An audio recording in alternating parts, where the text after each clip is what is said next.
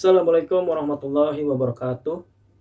Salam sehat sejahtera buat kita semua. Om Swastiastu, Namo Buddhaya, salam kebajikan dan salam rahayu.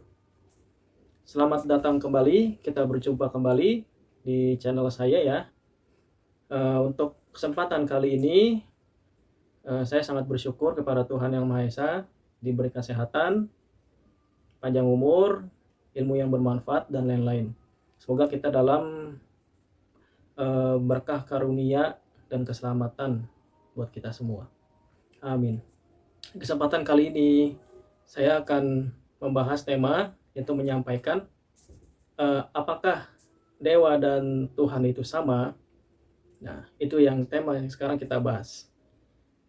Sebelum itu, apakah teman-teman sudah tahu apakah itu dewa, Tuhan, dan apakah kedua nama itu sama? Nah, kali ini saya akan menyampaikan tentang dewa dan Tuhan, apakah sama atau beda. Sebelum kita mengupas habis tentang dewa dan Tuhan, kita tinjau kepada agama yang kita anut ya. Islam Tuhannya, percaya kepada Tuhannya yaitu dengan nama Allah ya. Kristen juga sama, tapi beda cara bacanya, yaitu Allah atau Tuhan Bapa. Nah, yang ketiga itu Buddha, menyebut Tuhannya dengan Adi Buddha atau Sang Hyang Widi, atau bisa saja kalau nggak salah Siddhartha Gautama Buddha. Yang keempat Hindu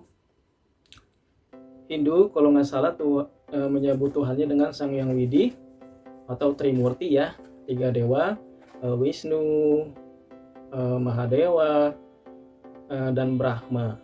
Dan Konghucu menyebut Tuhannya dengan nama Tien. Saya kurang tahu ya kalau itu.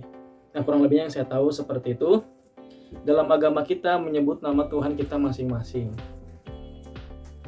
Dan di dalam beberapa agama kita yang dianut di Indonesia itu kadang menyebut Tuhannya dengan nama dewa. Atau Islam dan Kristen menyebut Tuhannya dengan menyebut yang disembah Tuhan ya. Dan ada agama lain yang menyebut Tuhannya itu dengan dewa gitu. Sekarang kita perlu tahu dan berpikir secara logis tentang dewa ya. Jadi sebutan dewa itu adalah makhluk orang atau manusia yang berpangkat tinggi, berilmu tinggi, punya kekuatan sakti yang tinggi. Dalam dunia itu tidak ada yang bisa menandinginya, itu disebut dewa. Dan beda dengan Tuhan ya. Yang sekarang kita membahas dewa dulu. Atau teman-teman pernah dengar dalam agama Islam, Kristen ya, itu sebuah nama yaitu nabi atau utusan atau anak Tuhan. Nah, apakah sama dengan nama dewa sebutan tersebut? Ya, kalau kita telaah berpikir secara filsafat, sejarah bahasa itu sama ya, hampir sama lah disebutnya. Nabi juga orang berpengetahuan tinggi, punya kekuatan tinggi yang tidak ada bisa melawannya ya. Nabi, anak Tuhan pun sama. Jadi sebenarnya itu adalah nama ya, nama yang ditujukan kepada sesuatu yang sama. Jadi kebanyakan pengetahuan agama yang kita anut masing-masing itu sebenarnya kita tujuannya sama, tapi berbeda bahasa saja yang kita tuju.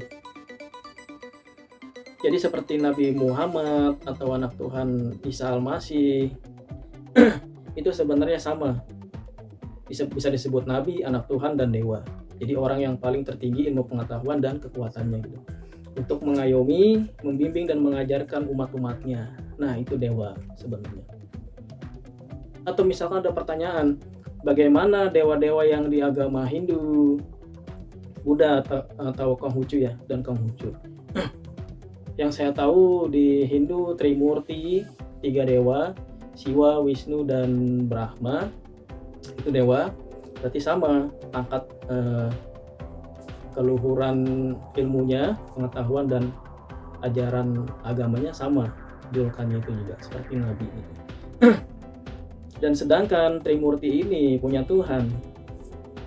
Nah, jadi dewa-dewa, nabi, anak Tuhan, utusan Tuhan ya, nabi dan rasul dan lain-lain, itu adalah makhluk sebenarnya.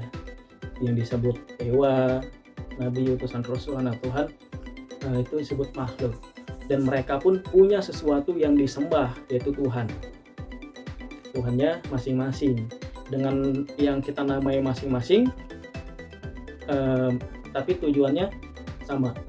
Kita nganggap Tuhan kita misalkan dengan nama ini, dalam agama ini dengan nama ini kita sebutkan, dan agama lain pun menamai Tuhannya atau memanggil Tuhannya dengan nama yang lain, sebenarnya Tuhannya pun sama, yaitu satu yang kita tuju. Yang saya tahu, nabi, utusan Tuhan, anak Tuhan, dewa, itu kalau dijabarkan dalam kurun waktu puluhan ribu tahun ke belakang, itu kalau bisa dikumpulkan itu ada 124.000. Itu orang yang berpengetahuan tinggi, berilmu tinggi, dan punya kekuatan tinggi untuk menyebarkan ajaran dari Tuhan, ajaran yang sebenarnya. Termasuk dari Nabi Adam sampai Nabi Muhammad kalau di Islam. Atau kalau yang di Kristen, Yesus ya, Nabi Isa Al-Masih, yang itu termasuk. Dan kalau di India itu bisa Dewa Krishna, Siwa, Wisnu, Brahma. Nah, itu termasuk dalam orang-orang yang punya kekuatan tinggi, ilmu pengetahuan tinggi untuk menyebarkan ajarannya masing-masing. Dan ingat teman-teman, ajaran mereka adalah bagus, sempurna untuk menyelamatkan semua umat di bumi. Jadi semua agama sempurna karena mengajarkan kebaikan. Itu dia. Jadi ada 124.000. Nah, itu yang menyebarkan ajaran Tuhan untuk menyelamatkan umat-umat di dunia. Nah, jadi istilahnya pangkat dewa, nabi, utusan Tuhan, anak Tuhan itu sama. Nah, dan yang terakhir tentang Tuhan. Nah, jadi mereka semua itu mempunyai Tuhan yang sama, tapi dengan sebutan yang berbeda. Yang tadi saya jelaskan, kalau dalam agama Islam menyebut Tuhannya dengan Allah, Kristen Allah, kalau agama Hindu Sang Hyang Widi bisa, atau Trimurti yang 3 dewa tadi. Kalau Buddha Siddhartha atau Adi Buddha, kalau Konghucu, Tien, nah itu namanya beda-beda yang disebut, tapi tujuannya adalah satu, kita menyembah Tuhan yang sama. Jadi filsafat, filosofi Siloka ketuhanan ini, Tuhan itu tidak berwujud seperti kita, tidak goib, tidak makan, tidak minum, tidak sakti, tidak nampak kayak kita. Nah, jadi Tuhan itu tidak seperti yang kita bayangkan. Oh, ini misalkan Tuhan, kita sembahlah misalkan patung atau batu kita sembah, kayu, kuburan kita anggap Tuhan, atau yang kita tuhankan, atau yang kita pigusti. Nah, itu apa? Jadilah anggapan kita itu Tuhan. Jadi Tuhan itu bukan hidup, tapi yang mempunyai hidup. Tuhan itu bukan goib atau halus, tapi yang mempunyai goib. Tuhan itu bukan makhluk, tapi yang mempunyai makhluk. Karena Tuhan itu adalah Sang Maha ya, Maha Karya, Maha Pencipta, jadi dia yang punya gitu. Jadi sebutan yang kita sebutkan tadi adalah kepunyaan punya dia. Jadi tidak ada satupun yang bisa memikirkan, membayangkan soal dia, karena semuanya kepunyaan dia. Itulah sebenarnya yang kita sembah selama ini ya, cuman kita beda nama, tapi satu tujuan. Karena Tuhan yang kita sembah adalah satu untuk semua. Berbeda-beda nama, tapi tujuannya tetap satu. Mungkin seperti itu yang saya sampaikan dengan pengetahuan saya yang terbatas sedikit, karena saya pun baru belajar. Kalau ada kesalahan dalam kata-kata mohon dimaafkan. Sampai jumpa kembali di video selanjutnya. Jangan lupa like, subscribe, dan share ya video ini ya. Mudah-mudahan bermanfaat buat teman-teman semuanya dan khususnya buat saya. Assalamualaikum warahmatullahi wabarakatuh. Salam sehat sejahtera buat kita semua. Om Swastiastu, Namo Buddhaya, salam kebajikan dan salam rahayu.